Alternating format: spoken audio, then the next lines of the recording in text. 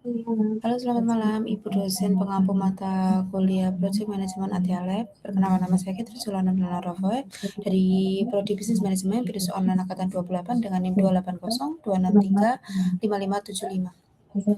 Dan saya di sini akan mempresentasikan tentang penerapan Project Management pada usaha Telo Jogja dengan studi kasus pengembangan produk timus ubi, ungu, varian rasa gula aren, coklat, dan hijau. Saya memilih pemilih usaha Telo Jogja ini karena sudah mensuplai lebih dari 40 kafe di Jogja, lalu sudah mensuplai restoran juga, dan hotel-hotel bintang 5 yang di Jogja. Lalu saya masuk latar belakang, mengapa manajemen proyek penting? Manajemen proyek merupakan fondasi yang paling penting untuk keberhasilan sesuatu UMKM. Manajemen proyek mencakup perencanaan, pengorganisasian, penganggaran, penjadwalan, dan evaluasi. Manajemen proyek sangat krusial bagi UMKM di tengah persaingan yang ketat. Saya memilih Telo Jogja karena usaha kuliner yang berbasis dasar singkong, lalu telah mensuplai 40 kafe, lalu restoran, hotel bintang 5 Jogja, jangkau pemasaran yang cukup unik, bukan tidak hanya tidak Jogja, bukan hanya Jogja, Jakarta, dan Bogor, lalu berhasil bertahan dan berkembang di masa pandemi COVID-19. Lalu profil perusahaan, objek perusahaan yang saya pilih adalah Telo Jogja atau biasa disebut Telo Kebon Jogja, atau masyarakat sering menyebutnya TJ.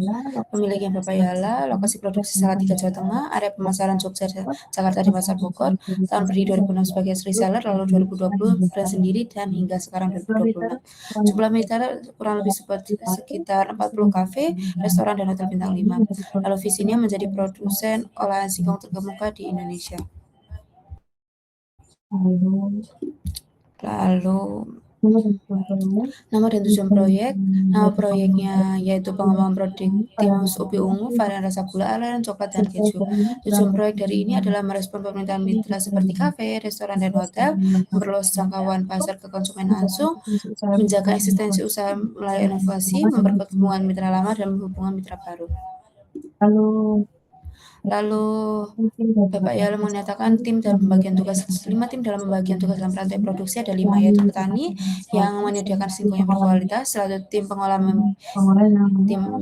yang mengupas, merendam, memasak, membumbui, lalu meniriskan, lalu tim packing yang mengemas dan membuka produk singkong, tim pemasaran promosi digital, dan menjalin mitra promosi digital di Instagram, TikTok, Shopee, e-commerce lainnya. Lalu di tim distributor, yaitu mengirim produk dari Salatiga ke Jogja, Jakarta, dan Pasar dan Bogor.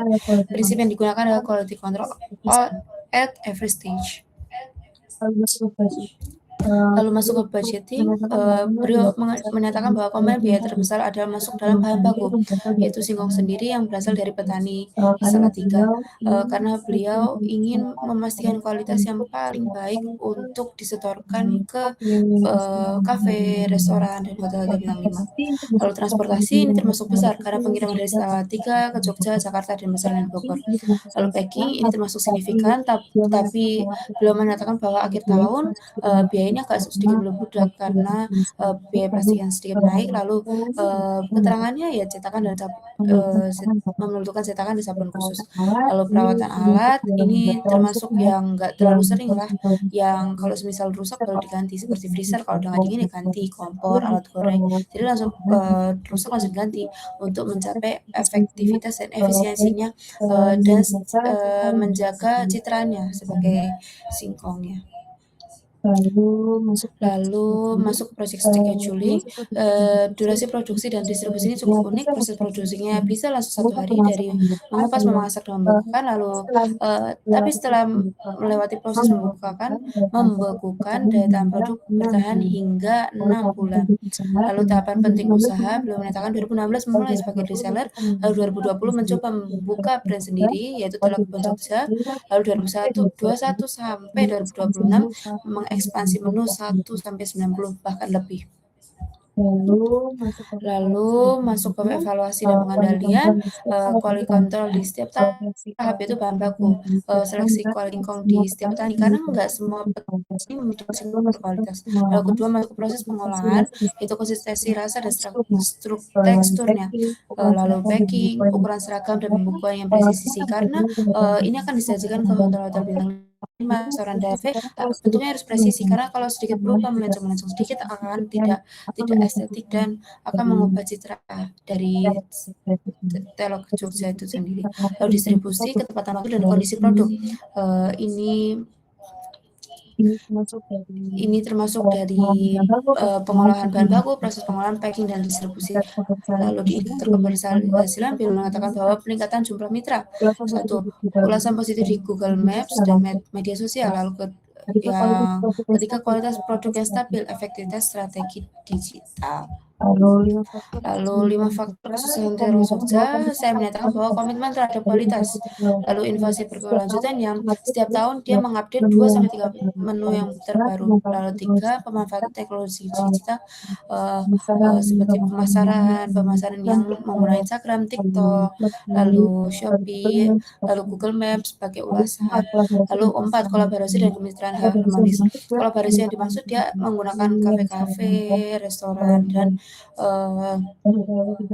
hotel-hotel bintang 5 untuk sebagai kolaborasi. Lalu keempat, adaptabilitas di masa pandemi.